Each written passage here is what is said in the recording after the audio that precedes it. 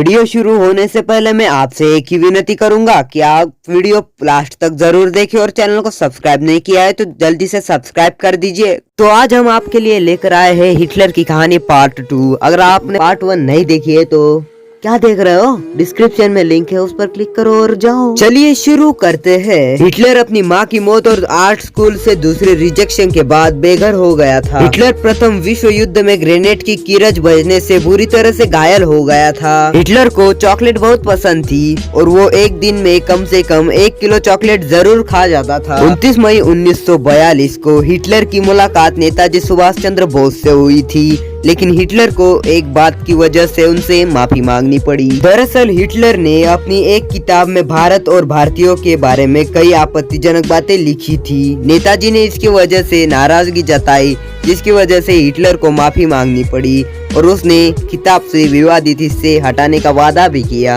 1937 में जब जर्मनी में ओलंपिक हुए थे तब भारत का मुकाबला जर्मनी से हुआ था, जिसमें हॉकी के जादूगर मेजर ध्यानचंद की वजह से भारत ने जर्मनी को 8-1 से पटखनी दी थी। इस मैच को हिटलर भी देख रहा था और उसने मेजर ध्यानचंद के खेल से प्रभावित होकर उन्हें अपनी सेना में उच्च पद देने और जर्मनी की तरफ से खेलने की पेशकश दी, मगर देशभक्त मेजर ध्यानचंद ने यह पेशकश मुस्कुराते हुए ठुकरा दी। हिटलर ने इंग्लैंड के प्रधानमंत्री विंस्टन चर्चिल को विस्फोटक चॉकलेट से मारने की साजिश रची थी। हिटलर के बम बनाने वालों ने विस्फोटक पदार्थों को चॉकलेट की एक पतली परत से ढक दिया था और फिर उसे एक काले और सुनहरी कागज से ढक दिया, मगर इंग्लैंड की खुफिया एजेंसी ने इस चाल को नाकाम कर दिया। आधुनिक इतिहास में हिटलर वो पहला इंसान था जिसने धूम्रपान विरोधी मुहिम की शुरुआत की। किंग कॉन्ग हिटलर की पसंदीदा फिल्म थी।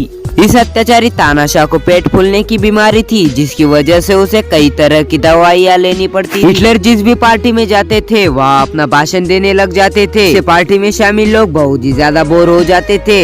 उनके भाषण इतने लंबे और बोरिंग होते थे कि कुर्सी पर बैठे बैठे कई लोग तो सो ही जाते थे। सिकंदर, नेपोलियन और हिटलर ये सभी बिल्लियों से बहुत ज्यादा डरते थे। आमतौर पर यह माना जाता है कि हिटलर ने मित्र देशों की सेना के बर्लिन पहुंचने पर अपनी पत्नी इवा के साथ एक भूमिगत बंकर में आत्महत्या कर ली थी, मगर जेराई विलियम्स और उनके सहलेखक सिमोन रेस्टन ने अपनी किताब Grey Wolf Escape of Adolf Hitler में यह दावा किया है कि दरअसल हिटलर 1945 में बर्लिन स्थित भूमिगत बंकर में नहीं मरा था, बल्कि अमेरिका से हुए एक गुप्त समझौते के तहत इवा ब्राउन के साथ दक्षिण अमेरिकी देश अर्जेंटीना में चला गया था, जहाँ वो 1962 में अपनी मृत्यु तक रहा। 1889 में हिटलर का जन्म ऑस्ट्रिया की जिस इमारत में हुआ था, जून 2020 में उसे ऑस्ट्रिया की सरकार ने रीडिजाइन कर पुलिस स्टेशन बनाने का फैसला किया।